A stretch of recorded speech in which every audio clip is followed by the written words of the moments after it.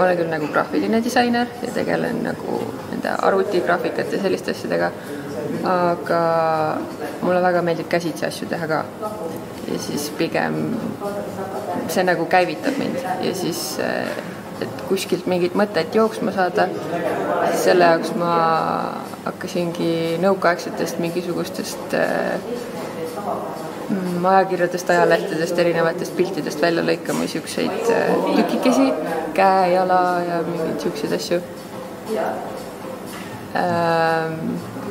Kehatükke vaatasin, millised on ägedad mingisugused selle ajal omased rõivad ja siis see nagu inspireeris mind, pluss see, et ma mõtlesin, et ma tahaks proovida ise siis seda päris teatrit ehitada paberist ja kartongist.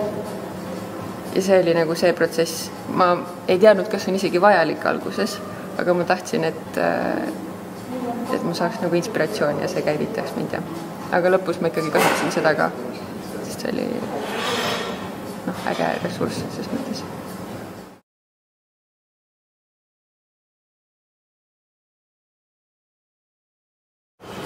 Ma otsisin pildimaterjali alguses ja siis nagu printisin välja osad ja sobitasin kokku, joonistasin ja värvisin üle, maalisin osad üle duši ja nagu selliste vahenditega. Ja siis niimoodi nagu kollaažitehnikas kõike natukene. Mingid välja prinditud olemasolevaid sobitasin teiste olemasolevatega ja siis värvisin üle.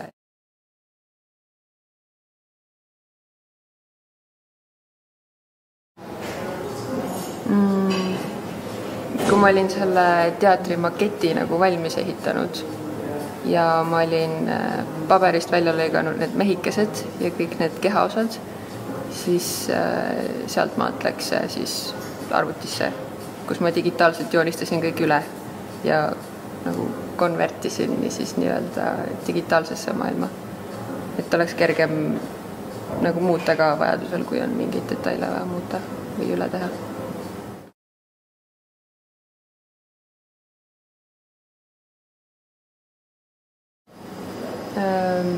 No üks võimalus on lihtsalt väga hea kaameraga pildistada, teine on skännimine, mida ma ka kasutasin. Ja niimoodi saabki päris maailmast asjad arvutimaailmalt põhimõtteliselt kõige lihtsam. Seal midagi väga keerulist ei ole.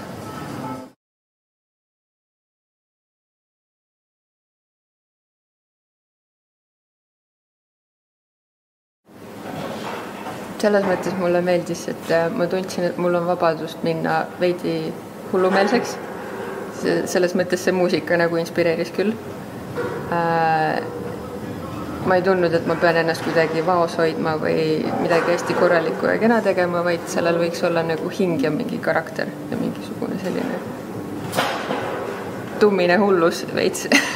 Ja siis ma arvan, sellest tulid mingisugused väiksed detailid sinna ka juurde kujundusse. No Mona Lisa oli ka veidike sisend, sest see on nendega kaasas käinud ja siis ma tahtsin selle sinna ära peita. Need inglid, kellel on propellerid selja peal, on nagu iseenesest mõistetav minu jaoks, et võiks midagi siukest veidi totakat teha ja siukseid vihjeid ära peita, mis nendega kokku käivad.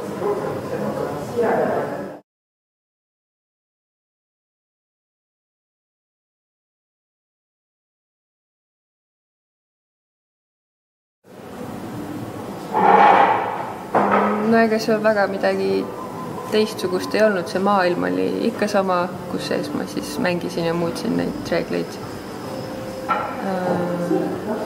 Ja nukud olid muudetavad selles mõttes, et ma sain neid panna erinevatesse poosidesse, sest iga nii-öelda liigend oli eraldi tehtud. Et selles mõttes ei olnud nagu midagi kohutavalt uut, et pigem selles samas maailmas nagu edasi mängimine ja vaatamine.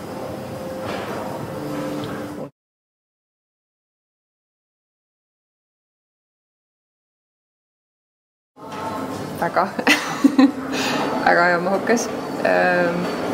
Aga see oli ka minu enda lähenemisviisist tingitud. keegi ei öelnud mulle, et ma peaks selle maketi ise valmis ehitama, aga ma tundsin, et see on nagu väga vajalik töövahend. Et see tulemus oleks selline, nagu ta tuli. Ja nagu ma ütlesin, ma ise naudin nagu seda kätega asja sees päriselt olemist rohkem kui lihtsalt ekraani vahtimist ainult.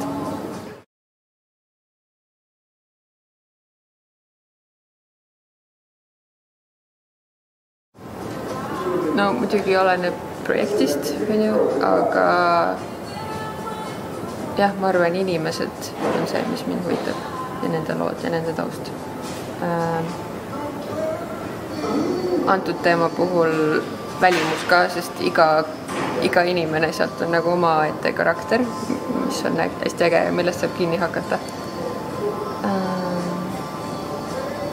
Ja üleüldiselt selle projekti puhul inspireeris mind just see teatri ja pabernukkude teema väga, et see aitas väga kaasa.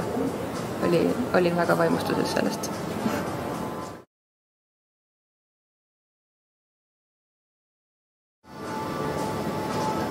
Enam-vähem. Ma arvan, see on vist iga nii-öelda kunstniku teema, et alati on midagi, mida saaks paremini teha. Aga ma olen päris rahul selle lõpptulemusega siiski, jah.